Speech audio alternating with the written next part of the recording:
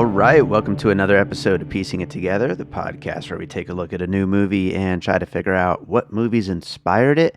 And today on the show, it's one of our special trailer roundup episodes. We are going to take a look at October, the spooky month of October, and figure out what's coming out soon and kind of guess some puzzle pieces just based on trailers for about 10 movies that are coming in the month of October. We'll also take a quick look back at September.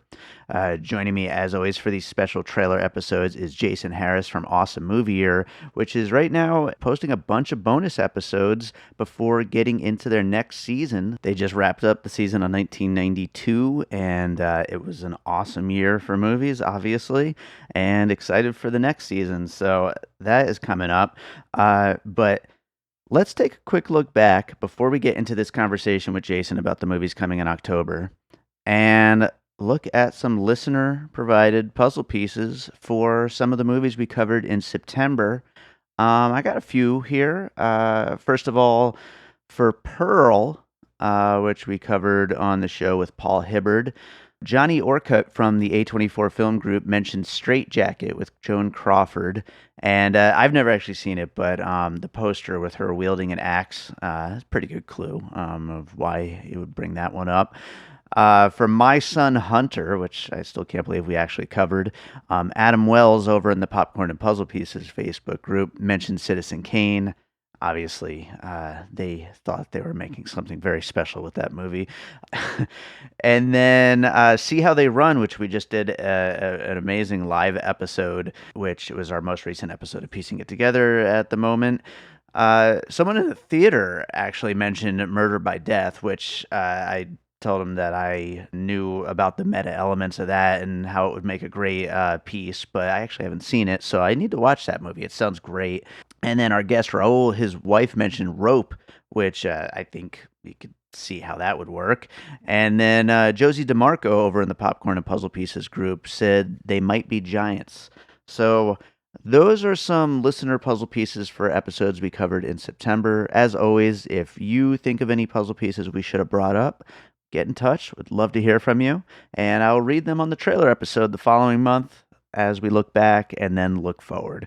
So speaking of looking forward, let's talk about some movies coming in October. All right, Jason Harris is with us. It's time for another month of trailers. Jason, how's it going? Dave, it's that time of the year again. It's my favorite time of the year. I love the holiday season. You know me. Happy-go-lucky. Dee-doo-doo-doo-doo. Always just you. right on the level, right on the surface, you know. But I do love the holiday season, and it's the best time of year for movies. So I'm hoping we're going to get some good ones. How are you, Dave? I'm doing great. I'm very excited to talk to you today. We got a lot of movies to cover. We have a lot of September movies to look back at. I think at least I saw a bunch of them, but I'm not sure about you. But we'll see as we get into them. I saw a few. Do you like the holidays, Dave? Or? I love the holidays. Plus, my birthday is in October. Oh my God! Everything starts in October, and the rest of the year is great always. You know. Well, you tell me what we're gonna do for your birthday off air, because I don't want all these suck pigs in your audience trying to glom onto your birthday party. Jason has such a way with words. Yeah, we'll figure that out off mic for sure. But let's take a look back at September before we get into the spooky month of October. We got a lot of spooky movies on our list. But for September, we talked about Honk for Jesus, Save Your Soul, which unfortunately was kind of I think. You watched that, right? Yeah, I did watch it. And not only that, it was even more for me because it was on Peacock.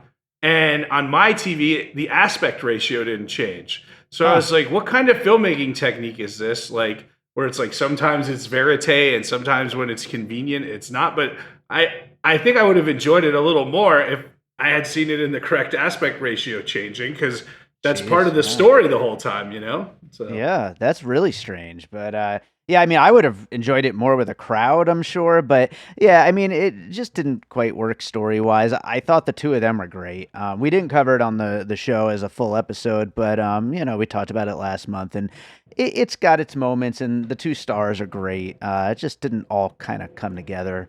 Why do you think you would have enjoyed it more with a crowd? This isn't like Jaws or something like that. I don't know. I think it would have been funnier at least. Like even if it didn't all work out story wise, I think there would have been bigger laughs rather than just a couple of chuckles here and there. Yeah. Well, Yeah. I'm gonna disagree with you. I think it's Yeah, just right. what it is. Yeah. Yeah, perhaps. Next up, a movie I did not watch yet, but I think we know is just awful, and that's Pinocchio. Did you watch Pinocchio? You've got a kid. Did you? Yeah, but the baby, but I didn't watch the Pinocchio because it's supposed to be so bad. It's supposed to be just awful. Everybody hates this movie. Uh, yeah, So I don't know. and supposedly he doesn't talk like that at all. But maybe looking back, that was the move. Dave, what do you think? So I don't know. As we know, we're all pretty much worn out on these, live action Disney remakes as it is, and then this one just with the bad reviews, and it just seems like it kind of was a perfect storm of blah. So I feel like I know Marvel and Star Wars are still killing it, but is Disney really setting himself up for a precipitous fall by like not developing any original content and being like, hey, this movie that people love, let's make a crappy live action version that's got none of the soul of the yeah, original and just go from there. I don't know, man. I don't like yeah. what's going on at Disney. I'll tell you that much, Bob Chapek. You tell him. You tell him. Next up, Clerks 3, which, as you know, I watched and absolutely hated. I hate starting off the episode so negative, but I hated it so much. We're not going to cover it on the show. I will recommend that people go listen to friend of the show, Joe Black's 1 hour long analysis of the movie. I think it's actually a lot more fun than the movie itself. It's so disappointing what's going on with Kevin Smith in these movies he's been making. I wanted to see it, Dave. Obviously, original Clerks means a lot to me and you and all these other people. Yeah. And I love that he's doing the roadshow tour. And, that's a question for you. Do you think you would have enjoyed it more if you saw it in the roadshow setting? But also, I agree, like, I don't know. I haven't seen it. I don't want to judge it, but I haven't heard many good things, except if you're in part of that, like the World of Kevin Smith's Facebook group. And then it's like, right. Look who I met. Ooh, it had all the feels. Giggy.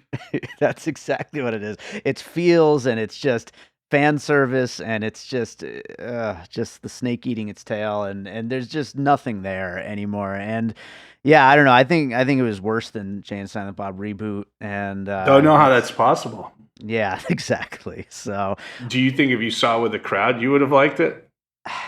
I mean, it would be hard not to like get some of that energy from, all of his fans just like going nuts for everything because make no mistake, the hardcore, View Askew-universe fans, they all really did enjoy it and good for them. I'm happy they did. I think some of that would have rubbed off on me, but it's still just such an empty story and just rehashing things and with no particular reason for redoing it all. It's hard to imagine I'd have really liked it that much. It's really amazing that you need a crowd to influence you so much on movies. It's like you can't think for yourself. I don't think that's what it is. I think it's that maybe it would enhance the experience a little bit. Let's put it that way. Yeah. Mm-hmm. Speaking of experiencing movies with a crowd, next up is See How They Run, which we just did a live episode on in California. It was a really great time. Had some great guests come out. That's the most recent episode of Piecing It Together at the time of this recording. And the movie's good too. I saw it once without a crowd and then once with a crowd, and it was good both times. You didn't watch it yet, did you? I didn't even know it's out where I live. I'm not. Yeah, I'm not out. piecing it. I'm not on the Piecing It Together roadshow. So but I did listen to your episode and I liked the live episode. That was good. Awesome. Yeah, I think you'll like it.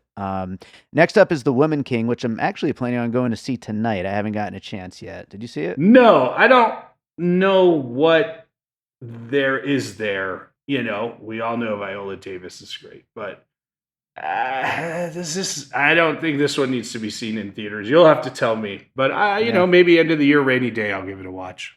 All right. Next is Pearl, which I loved. It's the prequel to X, and I think better than X. We did cover it on Piecing It Together. We have an episode on it, and it's great. I think And I think that people who have watched it have all been really loving it.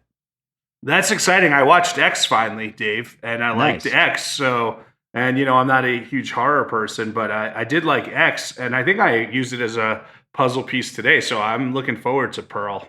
Nice. Right on. Don't Worry, Darling, of course, with all of its, behind the scenes drama, it finally came out and did pretty well. I did not get a chance to see it yet, but I'm hoping to later this week, even with all of its mixed reviews. You didn't see it, did you? What mixed reviews? It's supposed to be terrible. Some people liked it. I mean, everything that I've heard about it, like review wise, makes it sound terrible. But there are people. It's got its fans, and so I don't know. I'm still interested in seeing it. Yeah, you'll have to let me know. I definitely would not go to the theater to see this one. Surprisingly, our next one, Rob Zombie's The Munsters, is getting some pretty good feedback. As bad as that trailer was, people are saying it's way better than the trailer would let on. I have heard the same thing. For the most part, there has been, of course, the few are like, is this even a movie at this point? But Yeah.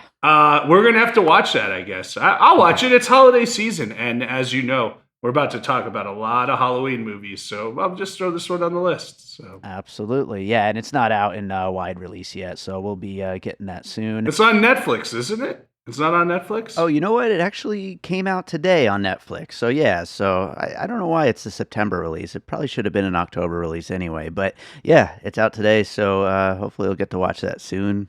But anyway, Blonde came out today on Netflix, and I haven't gotten a chance to watch it yet.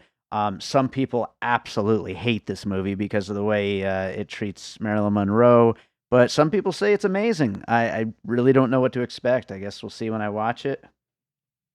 I don't know either. I don't know if I can put up with Andrew Dominic, or is it Andrew or Andrea, whatever. Dominic. Yeah, I don't know if I could put up with another 3-hour movie from this guy. I love Chopper, but everything since, not a fan. So we'll see. We'll see. All right.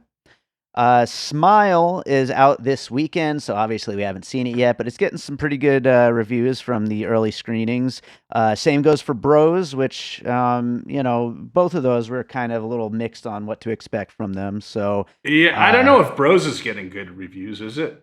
yeah, I've seen some really good feedback on that one. There was just a screening last night, which I wasn't able to go to. But yeah, I mean, hopeful for both of those. And then The Greatest Beer Run Ever, also not out. That comes out tomorrow at the time of this recording. Yeah. That's also getting fairly, better than Green Book, but not by much kind of reviews. It's like, hey, these are tolerable. But I want Yeah. to say of the three, let's give a little dap to Smile with their ad campaigns and Yeah. really, getting people involved via social media. And, the movie, as we said, just looks insane anyway. So I think they're doing a good job drumming up smiles to see the movie. Smile, Yeah. excitement. There you go. Yeah. I like it. Hey, Dave, that was the last one, right?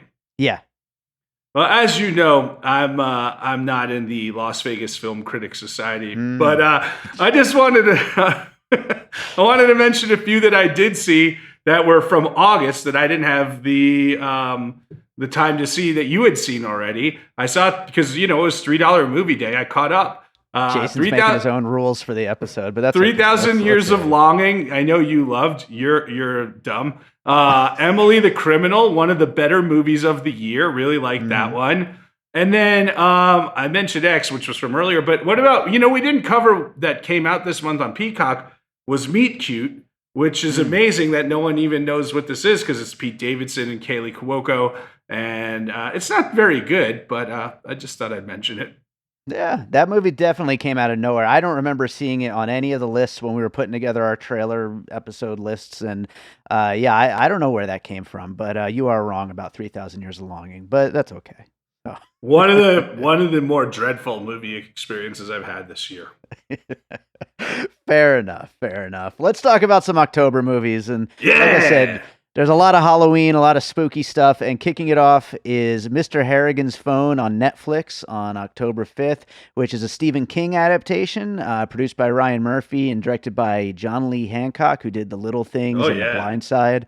I think it's about an old guy who befriends this kid, and the kid gets him a phone, and the old guy dies, but he keeps getting messages from the old guy. Is that what Yeah, happens we here? talked about this on Awesome Movie Year. Neither you nor Josh remember this, but I had mentioned this as an upcoming project. Maybe we had covered Donald Sutherland or something, or John Lee Hancock. I don't remember, but I like the concept of it, and Hmm. I think you're pretty much right. This kid's getting bullied, and then he called him Mr. Harrigan. I wish you were still here. And I think we're Yeah. going to find out some real secrets about this Harrigan Ooh, fellow. Yeah, so. sure. My pieces were White Noise, that Michael Keaton movie where he was hearing, kind of sounds from beyond. This kind of felt Sure. like that kind of updated communication on that. I put Phone Booth in there with Colin Farrell because I needed a phone centric movie. Okay, fair. And then, as I mentioned, I think we're going to find out that Mr. Harrigan, the old man, had some deep tucked away skeletons in the closet. So I went with Apt Pupil, which was a good Okay. movie. But Bryan Singer's got some skeletons in his closet, doesn't he? Yeesh. Oh yeah. By the way, was it Ordinary People that you brought up, Mr. Harrington's phone? Hey, There bravo! you You did go. a good All one. right, Yeah. there we go. So. I had a movie from this year, which obviously is too new, but maybe you could go back to the short story that it was adapted from, Stephen King's Son's The Black Phone, which I did not really like the movie, but Didn't there's you a hate the phone. movie? I thought you hated the movie. I feel like I've been too negative this episode. I'm just gonna say I didn't like it, but yeah, Just be honest. it's like my You least hated it. favorite movie this year. That's not called The Bubble, but anyway, yeah, there's a phone that the kid's getting help and clues through this mysterious phone to the dead. So it seems like there's a lot of influence there from his son's story, or maybe it came first. I'm not sure, but the other one I thought of was The Night House from last year with Rebecca Hall, which is a good scary movie. And she's getting texts from her dead husband in it. So again, I went with the phone connection to the dead. It seems like a thing. I feel like nowadays phones are so connected to our lives that you kind of have to write them into these kind of stories. So it makes sense there. So those are my pieces. Up next on our Oh list. man, Dave, breaking communication. This is amazing. This is my favorite thing that's ever happened. I've received a direct message from Gina Mazzoni right now, and it says, Dave's lying! He detested the black phone! Fucking detested it! What a break-in. Bravo, Gina. I guess I can't hide it any longer. That's the truth. Awful movie, just so bad. I don't know how people like that, but anyway. Next up is Lyle Lyle Crocodile. Jason, I'm sure you're excited for this one. October 7th in theaters. Shawn Mendes stars as Lyle Lyle Crocodile. It's a very ridiculous looking musical adaptation of the kid's character. The main reason I wanted to include it on the list, though, is so we could talk about how amazing Javier Bardem looks in this. I agree with you. I was like, what is Javier Bardem doing in this? And then he just looks hilarious. So. It looks so ridiculous, but yeah. yeah. Who's Shawn Mendes? He's a big pop singer. He's like an Ed Sheeran type, Yeah. He's got some big hits. Yeah, no, I knew who he was. I wanted to hear you tell me. Okay, cool. Listen, so no, this doesn't look good at all. And we've No. seen like 38 versions of this lately. Clifford the Big Red Dog, right? Mhm. Sonic's kind of a version of this. This all stems from Paddington, which is the best, right? Sure. And then I don't know if you've seen this movie on Netflix. It's called Arlo the Alligator Boy. And it's about this alligator who lives in the bayou and wants to go to New York to become famous. It's not very good, but at least Gina's not messaging me that I'm lying about it. Sure. There you go. It's good to be honest on these podcasts, Jason. Yeah. Yeah, I had Clifford on my list as well. I mean, it's a big, crazy animated animal getting his family into trouble. I also had Sing, those movies that totally confound me with animated animals singing pop songs. This seems to be like a lot more musical than a lot of these movies are because of the casting of Shawn Mendes. So, like, I don't know anything about Lyle Lyle Crocodile. Like, is he normally a singer? Is that like a big part of this character? Do you know? I don't know anything about it, but I did recognize the lead kid from Timmy Failure. Mistakes Were Made, a favorite of all of ours. Yeah, sure, absolutely.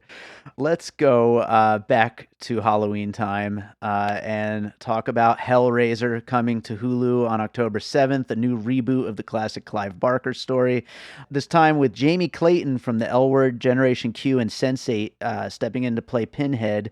It hopefully is going to be more like the first two Hellraisers, because I just rewatched those for the first time in 20-something years just recently, and they're great, those first two. And it looks good. It's the director of The Night House, which I just brought up recently. So hopefully it'll be good. You know, I'm going to disagree with you. I was like, I didn't think this didn't bring any fear, any scariness. I felt like this trailer felt very flat. Like I remember those Pinhead from when we were kids, and when you would see Pinhead, it was scary, right? Yeah. And this, none of it felt scary to me, which is, the opposite of, I think, the next trailer we're going to cover, which I thought was incredibly effective. And, one of the things this year, as we've talked about, is like a lot of these horror movies have been real duds, but they've done really good trailers. But this trailer just didn't feel good. Didn't feel like much to me. It did feel a lot like Stranger Things to me. And I put down this idea, Shazam, because of the whole, like, you are culling people from another world and you're going to the other world, and there's a whole thing. I don't know. It didn't mean much to me, but that's what I got out of it. So. Okay, interesting stuff. Well, and to the scariness of it, I mean, it's more just like fucked up, those movies, than it is scary. Like it's like weird and creepy, but strange, more strange than anything. I didn't get any of it. I'm saying I felt like this felt flat. I didn't get the creepiness of it. So okay. Well, I went with Saw because of the puzzle boxes. And a thing, I think, if we end up covering Hellraiser, like, it's going to be one of those episodes where a lot of the things that influenced it were probably themselves inspired by the original Hellraiser. It's such an influential movie. The other one I thought of was Mortal Kombat, because there's a lot of like visual cues to the way that this underworld is created, with the chains and the fire and all that kind of stuff. But again, that's another one that feels like it was probably inspired by the original Hellraiser. So those are my pieces. Underworld underneath, upside down. Yeah, there you go. Stranger Things. Yeah, I like it. We go. I like it. Well, next up, Halloween Ends. Theaters and Peacock on October 14th. The final chapter of the David Gordon Green, Danny McBride Halloween reboot trilogy. Probably going to be the final one to feature Jamie Lee Curtis, although, then again, we've said that many times before. I really did not like the last one, so I don't know what to expect with this. It looked like you were excited about that. It looked like you were excited about this trailer here. No, not particularly. I feel like we have to be because it's Halloween, but I mean, I like the idea of like, hey, I got to take you out, and if I have to die, then I'm gonna die with it. And then, the other idea of Jamie Lee Curtis having this huge renaissance right now with Everything Everywhere All at Once, and now this. Yeah, I think we could see some really fun stuff from her. I thought this trailer looked really good. So what do I know? So well, I don't think the trailer necessarily looks bad. I just think the last two sucked. And so it's like, it's no matter how good the trailer is, like, it's hard to get excited for it, Well, you're going to be excited about my puzzle pieces right now, Dave. Can't wait. She's walking around in the house with a knife. That feels like Scream, which probably feels like an older Halloween, right? Another thing that's like influenced by itself, probably. I put Trick or Treat. You remember when we covered that on an awesome movie year? Because there is that whole like, what's going on in the neighborhood while everyone's trick-or-treating type feel. Yeah. And then, of course, she lures him into... there's a whole thing where Michael Myers, kills this... What appears to be a radio, a DJ, or a disc jockey, as they used to call the radio jockey, Dave. And so, I thought of The Fog, which we covered an awesome movie here, as like a horror movie homage there. But I think we can all agree the biggest puzzle piece, Dave... She's luring Michael Myers to the house, and he's going to get All the booby traps, like Home Alone. I love it. Yeah, good one. That's a very good one. I wonder if I brought up Home Alone on the first of this like reboot trilogy. I don't know, because that is good. There's a lot of booby trapping for Michael Myers going on. But speaking of what I brought up on previous ones, this might seem lazy to you, but If you're gonna because put Halloween, I'm gonna punch you in the face. sort of.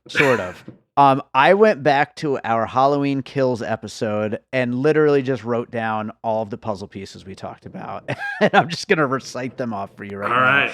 We talked about Alien Covenant, Frankenstein, Halloween, Halloween 2, Halloween 4, Signs, the South Park Townspeople, Star Wars: The Rise of Skywalker, The Last Jedi, The Purge, and The Simpsons. So I'm going to assume most, if not all, of these same pieces will apply here. You know what felt more lazy? Not that you did that, but that people on or you on that episode were like, you know what influenced Halloween? Halloween.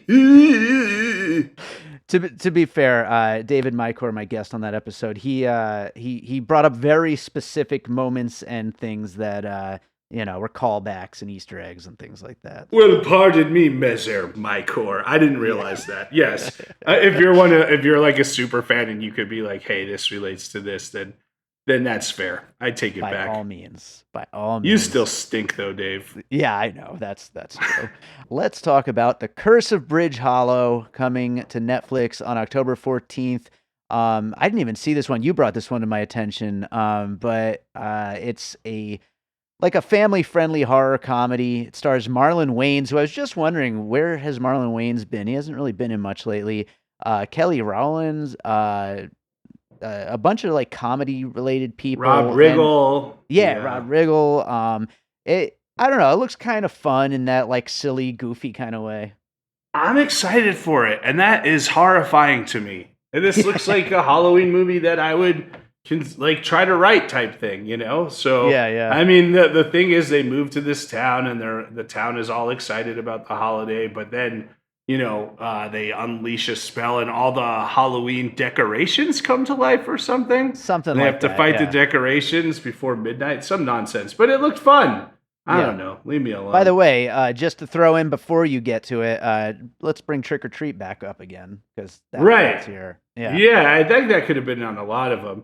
I mean, not surprisingly, Hocus Pocus is on there because of the whole old town lore and everything. And we didn't talk about Hocus Pocus 2, which also comes out this week. And then, things come into life at night. You go right to Night at the Museum. Yep. Oh, and Hubie Halloween. That's the first one on my list. Yeah, absolutely. It being a Netflix movie, it almost at first felt like it was going to be a sequel to Hubie Halloween. It seems like the same setup practically. The other one I thought of is Werewolves Within, which was another kind of crowd pleasing light horror movie. Not family friendly though, because it does get gory, but very goofy though. So that was from 2020, I believe. And then maybe throw in some Ghostbusters as well while you're at it. So, a lot of that kind of spooky, family-friendly kind of comedy. I mean, I can almost guarantee you this is one I'll watch this coming month. Awesome. Great. Nah, Next don't up, tell me. Don't tell me. Next up is Bitch Ass on VOD, also October 14th, with Tony Todd sharing the story of the first black masked serial killer. It looks absolutely ridiculous. Yeah, it looks great. It looks great. First of all, the name is fantastic too, right? Yeah. So, this is you had Saw earlier. This is where I put Saw, because they're like, we're gonna play a game and we're gonna do this and do all the murders, and then it's one of those. This theme has been pretty constant this year, where people go to a remote place and, we talked about X a minute ago, right? They go to a remote place and they don't realize they're going to get murdered by the murderers there. But I think a little more specifically, the theme of we're breaking in, right? And because we're the power people, and then you broke into the wrong house, and now you about to get that ass bitched. Is that a phrase? Did you just make that up? I mean, that's what I'm here for. So There you go. I like it. I'll go with Don't Breathe also for that same reason of breaking into the wrong house. Also Tales from the Hood, which absolutely freaking rules. And Tony Todd seems to be, channeling some Clarence Williams III in there. So that is a classic. So I would be down for more of that. And then I had Saw on my list as well, but like you said. You're a classic, Dave. You're a classic. So, hey, what's the one? It's on AMC Plus right now. It did well at the festivals. It's from another country, and it's another one of those like you broke into the wrong house type deals. It's supposed to be insane. Is that Speak No Evil? Yeah, that's the one. I haven't seen it yet. Yeah, I heard great things about it. You want to come over and watch it? Let's do it. I'm down. All right. We'll be back, guys. All right. Next up, White Bird, A Wonder Story. We're stepping away from the Halloween stuff for a minute. This is coming to theaters October 14th. It is the inexplicable prequel to the movie Wonder, where a young boy with a deformity is having trouble fitting in at school and dealing with bullying. And now we go back in time. I believe it's the bully's mom when she was in school during World War II, and the bullying she dealt with. I don't know. So actually, it's a prequel, because okay, so it goes back and forward. Well, no, I think it starts forward because it's about the bully, right? Like, hey, you bullied this kid. Now let me tell you why bullying's bad. It's because I'm a Jew. It's because I'm a Jew and the Holocaust happened, is what the preview leads you to believe, right? Can I just say, when I saw this trailer in the theater and the kid is looking at her drawings and goes, "These are pretty good for a Jew," and then the music goes boom, I laughed out loud in a quiet theater, and I felt like such an asshole. It was the funniest shit I'd ever heard. That is funny. Also, like, Jews aren't known for like being bad artists. It's not like these are pretty good for a Jew, right? Like, Jew. Right. It's not like one of the things. Like, it's a weird thing to like, tack on for a Jew for and everything. Yeah. Like it's so strange. What do you have for pieces here? Let's see. Inglourious Bastards, because it seems like they're doing a little historical rewriting. Then this kind of like time jump, Holocausty. I don't like that one. So, it's icky. Hey, Dave. Did you... Just gonna move forward. Did you hear about the Gentile who went into the Jewish bakery and wanted to buy some bread and asked the baker how much does the Holocaust? And the baker says about 6 million of us. I'm Jewish. I can tell that joke, Dave. We both are. So, yeah, it's allowed. Yeah. I don't know. This is not good. You might want to cut that. I threw in the Karate Kid for a bullying movie. All right. Wait. I have real ones here. Okay. I actually had real ones. What did I mention, Dave? What movie are we talking about? You mentioned Inglourious Bastards, right? So that's the only I put atonement because there's atoning in a warlike situation, right? Cinema Paradiso, because there seems to be like a whole. Am I on the right movie? How did I get these pieces? I'm not sure. Yeah, this is weird. but there was like a whole thing of like them getting together, right? And like, do you want to see the world? You can, right? Am I talking about the right thing? And then I had Hugo and the Reader. That feels like it's right. There must have been a whole thing about them like makeshifting a movie in the preview, because I put both of them down. I feel like you watched the Fabelmans trailer, honestly. Like, speaking of Jews, right, Dave? Jews, yeah. All right, I feel like we should move on to our next. What did you put in? I just the Karate Kid, and then I tried to think of like the most inexplicable prequel, and I went with Cruella. So, like, a movie that tells the backstory of a character that you really wouldn't have expected to need a backstory for. What would be interesting is if we could find a puzzle piece that has like that same thing of like, hey, we're moving forward in the story and also telling what happened before the story, like a sandwich. A Quiet Place Part 2. Oh, my. Did that. Yeah. There you go. There we go. I got one.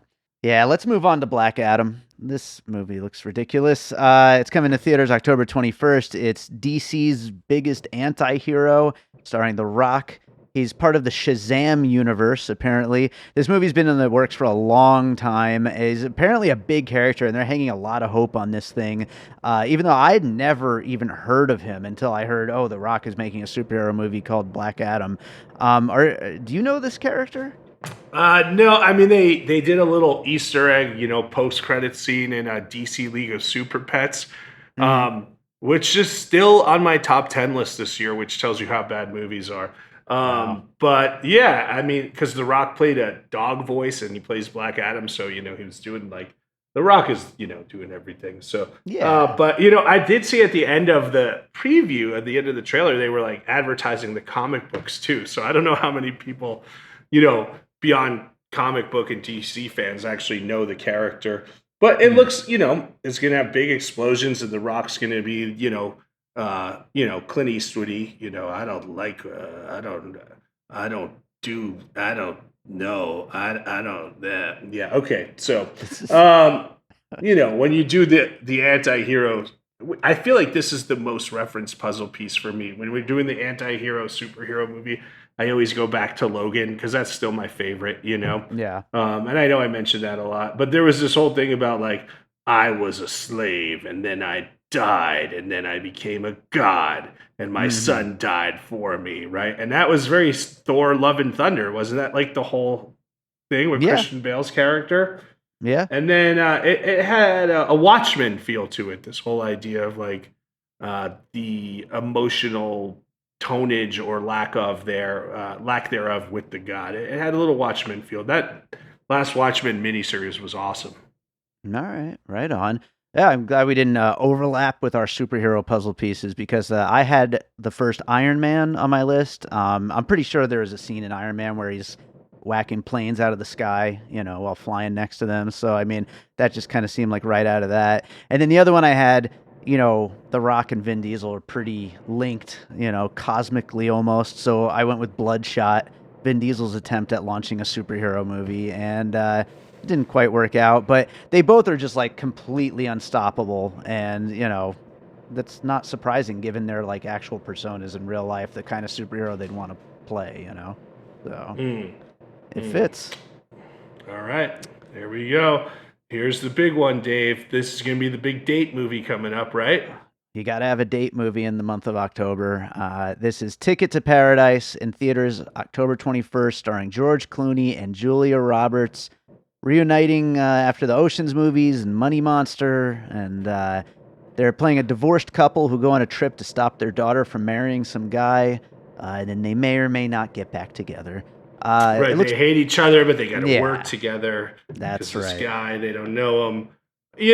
I'll tell you what it looks like. It looks like a movie from 20 years ago. Like, oh, It we have a does. big tentpole comedy, and the main stars are going to be wacky. Although it seems a little unlikable what they're doing. Like, hey, let's steal the rings and do all this and whatever. But they're both good at comedy.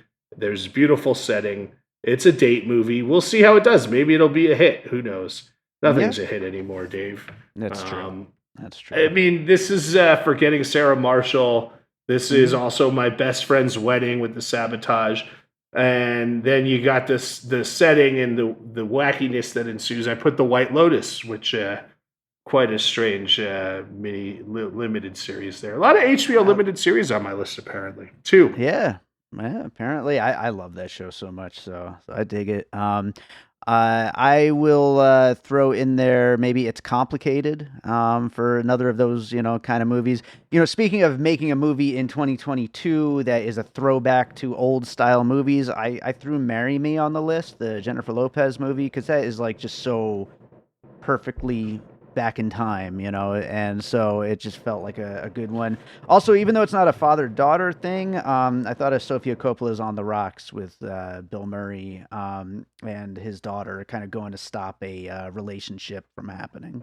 The thing with Marry Me though is it just went right to streaming though, right? It didn't have like a theatrical release. That's why I think you could still make these movies, but to actually just go like we're going all in on theatrical, like that's what interests me about it. Yeah, yeah. Well, when you have stars this big, it's good that they're at least trying. So we'll see what happens. The last one, I'm actually really looking forward to. It's The Good Nurse. It'll be on Netflix October 26th. From director Tobias Lindholm, who did A War and also was a co-writer, I believe, on Another Round and The Hunt. Stars Jessica Chastain and Eddie Redmayne, and a true story about, I believe, a nurse who is like killing people by overdosing them in the hospital with insulin, and it looks creepy and good, and they're good actors. So And there's about 50 podcasts that cover this territory, aren't there? really, Dr. Death and this, and it's all like, yeah. I feel like this is a very true crime podcast. Uh, I mean, this is based on a true story. I wonder if there was a podcast about this. The other piece I picked was the last season of Fargo and Jesse Buckley's character that I just wanted to strangle the entire season, which was an effective portrayal, but she was a nurse who did the murders, Dave. I haven't Oh, seen it I yet. had. Oh well, spoiler alert. I'll forget by the Here's time I get there. here's another one that which is a better series even. Yellow Jackets, where Christina Ricci is a nurse who I don't know if she does the murders, but she definitely mistreats her patients. All right. Well, speaking of doctors or nurses who do murders, I thought of Dr. Giggles, which I haven't seen since high school, but Doctor Giggles. why not? Also, maybe there's, a caretaker harming the person, a little Munchausen by proxy. I thought of like Love You to Death and The Act, like that whole story, which again takes you back to the whole true crime podcast, because I'm sure there's Right. 100 podcasts about that Mommy story. Dead and Dearest and blah blah blah. Yeah. So. So, yeah, I'm looking forward to that one. That's our last movie for the month of October. I know there's a lot more coming, especially in limited release, things like Tar and Triangle of Sadness and The Banshees of Inisherin, which I can't wait for, but I'm not sure when the full release of that is.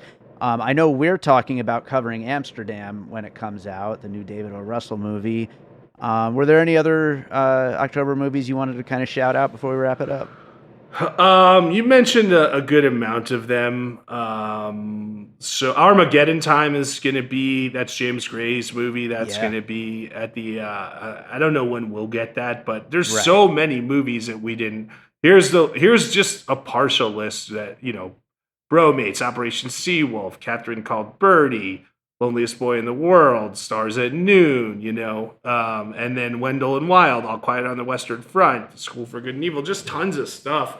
And Yeah. any of these would have been worth looking at. And of course, Scott Adkins, Accident Man, Hitman's Holiday. Oh boy, exciting! Yeah, Wendell and Wild. Also, that's the stop motion one, right? With Jordan Peele is a part of it, I believe. That should be really cool. Yeah, I just think it's weird that they have the flashbacks to, the Holocaust. Yeah, of course. Jason, that does it. Is there something you watched recently you want to recommend before we wrap this up? Ooh, that's a good question. Well, I liked Emily the Criminal a lot. Yeah, I'll recommend something, Dave, because I think I've recommended this before. You know what? Here's what I'm going to recommend. Have I talked about Trapped, the Icelandic 2-season miniseries that is talk about good murder mysteries you can get wrapped up in? Have I talked about that on this show?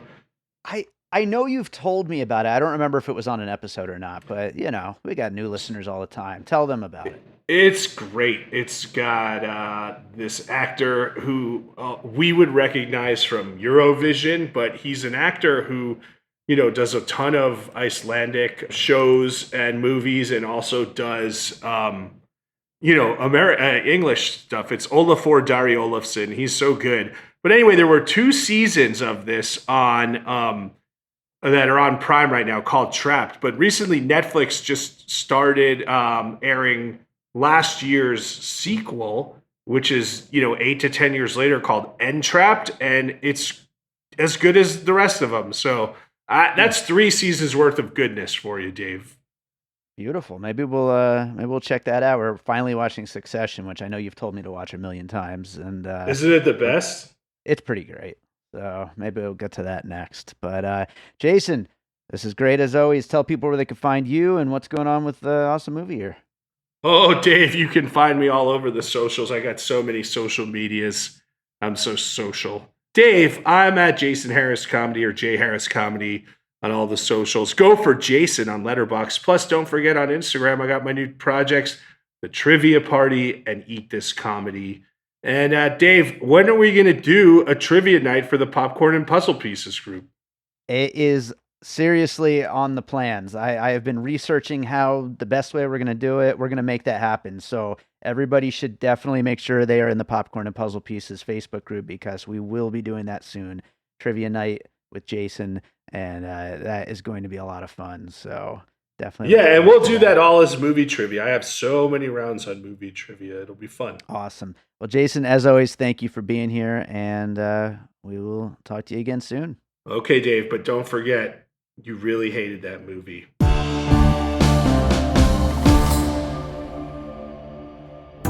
I'm Josh Bell. And I'm Jason Harris, and we co-host a podcast called Awesome Movie Year. Each season, we take a look back at an awesome year for movies, which is every year. We deep dive into these specific years, and we pick out why they were such great years for films. We go over the biggest hits, the biggest flops, the best pictures, some personal picks, some cult classics. Years we've covered in past seasons include 1994, 2003, 1977, and 1984, and we've got all of film history to look forward to. So check us out at awesomemovieyear.com or wherever you listen to podcasts. All right, so I hope you enjoyed that conversation about some of the movies coming in October. Thanks to Jason Harris, as always, for being here. Make sure to check out Awesome Movie Year. And while you're at it, make sure you're subscribed to Piecing It Together wherever it is that you listen to podcasts. We'd appreciate your 5-star ratings, whether that's on Apple Podcasts or Good Pods or Spotify, wherever it is you're listening. Drop those 5-star ratings. It helps make sure the show gets seen by more people, and that's what we're here for, right? So you could also follow us on social media at Piecing Pod. Join our Facebook group, Popcorn and Puzzle Pieces, where we continue the conversation about all the movies we talk about here on the show. And check out our Patreon, the Produced by David Rosen Patreon, where I post bonus and advanced content from Piecing It Together.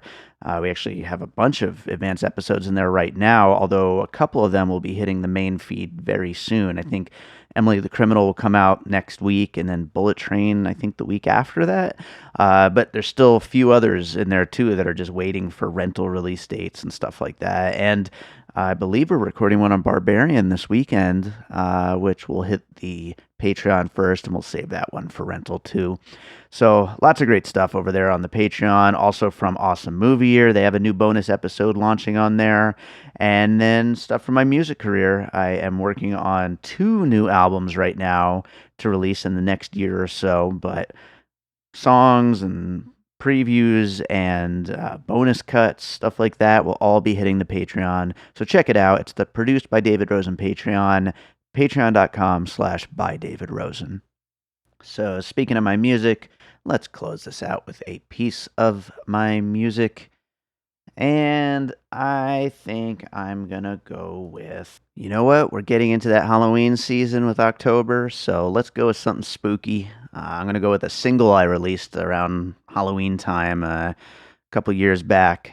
And it's also part of my David Rosen Halloween playlist on Spotify. It's called Stalker. So this is a single I released, and I hope you enjoy it. We'll be back with more Piecing It Together real soon.